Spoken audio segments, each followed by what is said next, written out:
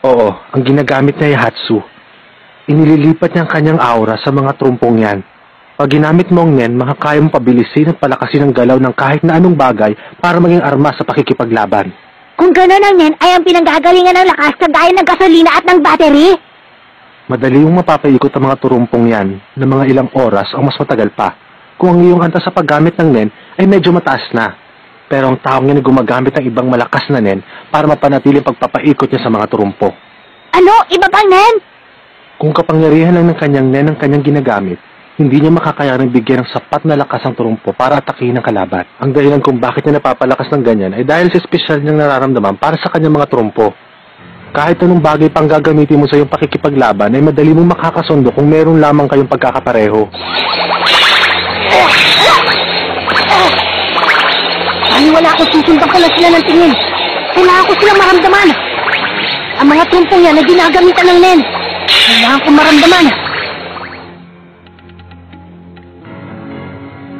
Kailangan ko maramdaman ang paggalaw nila.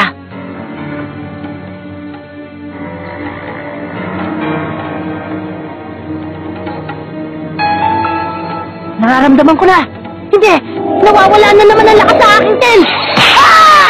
Ah! Namararas na! Hindi niya nakayanan at tumalsik na sa palabas ng ring! Mukhang masama na ang lagay ngayon ng malalarong si Gon! 6 na puntos na para kay Guido at wala naman kay Gon!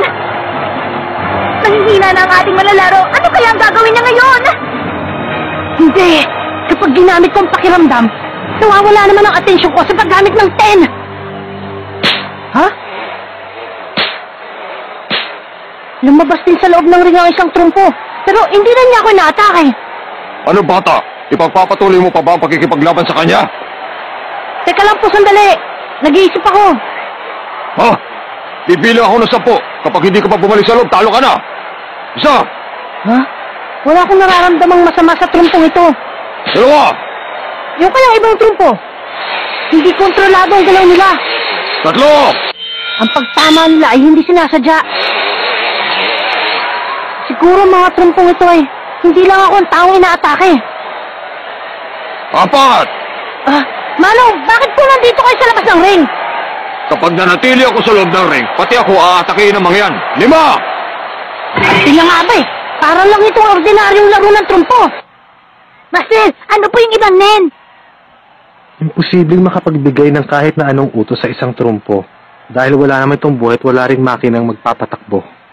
Siguro, ang inutos lang ni Guido ay banggain ang lahat na makakasalubong. Siguradong wala makakapigil sa pag-ikot ng trumpo. Kapag nagbangga sila, tatalsik na lang at maghihintay ng tatamaan. Hindi pala niya kontrolado ang mga trumpong ito. 8! Kung ganun, wala akong dapat ikatakot. 9! Kesa iwasan ko mga trumpo, siya na lang ang susugurin ko. Yeah! Hindi pwede sa akin yan! Ano ba mga kaibigan? Yan ang sikretong paraan ni Guido sa pakikipaglaban ang Tornado Spin! Walang nagawa si Gon sa Tornado Spin ni Guido! 3 puntos! 3 puntos ang ibinigay ng referee sa ginawa ni Guido. Ngayon ay meron na siyang 9 na puntos. Mukhang hindi na po yatang kain tumayo ng malalarong si Gon. Habang umiikot ako para protektahan ang aking sarili, ang mga trupo ko naman ang aatake sa'yo. Maganda na isip kong paraan para makaipon ng puntos, hindi ba? Gon! Huwag mo na siya atakihin ngayon! Hayaan mo siya umikot! Nahihilo rin yan! Yan ang akala mo. Palibasa, mga baguhan kayo eh. So nakikita ko ngayon, wala nang magagawa yung kaibigan mo sa pakikipaglaban niya. Sandali panahon na lang. At sigurado matatapos na ang kanyang... Basta ito! Anong gagawin ko? Ano ba magagawa ko para talunin siya? Master Wing! Mayroon pang paraan para manalo siya sa laban. Kaya lang may problema. Iyon ay, hindi pa natututunan ni Gon ang Ren hanggang ngayon. Kung gaano kabilis mailalabas ang kapangyarihan ng kanyang aura at kung paano niya makokontrol ang kapangyarihan iyon para magamit sa kanyang katunggali. Para mapasa kanya ang bagay na iyon, hindi siya dapat tumigil sa pag-e-ensayo at makipaglaban na makipaglaban. 5 taon ng pagsasanay para matalo si Guido. Sa palagay ko naman ay nararamdaman niya na yon.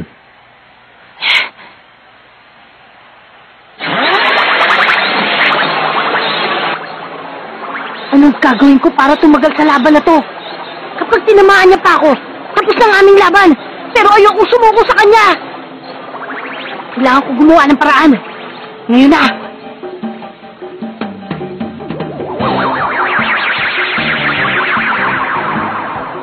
Gon! Tinampasan niya ang 10. Wala siyang ingat. At hindi lang basta nilaktawan ng 10. Master, anong... Iyan ang Zetsu. Zetsu! Delikado ang ginagawa niya.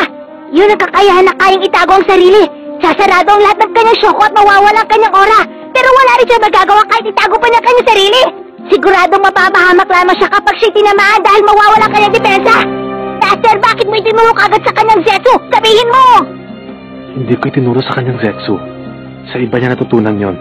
Hindi. Siguro natural na sa kanya iyon na para isang mabangis na hayop kapag nanguhuli ng biktima. Ganun ba ang paraan ng kanyang pamumuhay? Hindi na ako nagtataka sa kanyang kakayahan, pero bakit sa ganitong pagkakataon? Bakit? Itigil mo yan! Tandaan mo yung sinabi ni Wing! Kapag ginamit mo ang Zetsu, mawawalan ka ng palanggalang at maaari ka mapahamak kapag tinamaan ka ng kalaban! Alam ko yun. Pero kung gusto kong maramdaman ang bawat galaw ng aking kalaban, kailangan kong gamitin ang Zetsu. Kailangan kong pakawalan ng aking aura. Kaya, wala nang lugar ang ten sa aking isipan. Hindi pwede. Wala siyang tensyon na manalo. Sinusugal niya ang kanyang buhay para magsanay. Wala na ba talaga ang iyong buhay? Kung gano'n, iakatid ako sa iyong hulihan tungan! Tignan nyo! Sa unang pagkakataon ay naiwasan ni Gon ang pag-atake ng kanyang kalaban! Ngayon, ito ba kaya ang simula ng tunay na laban? Nararamdaman ko na kung paano sila gumalaw. Madali lang pala kung gugustuhin ko.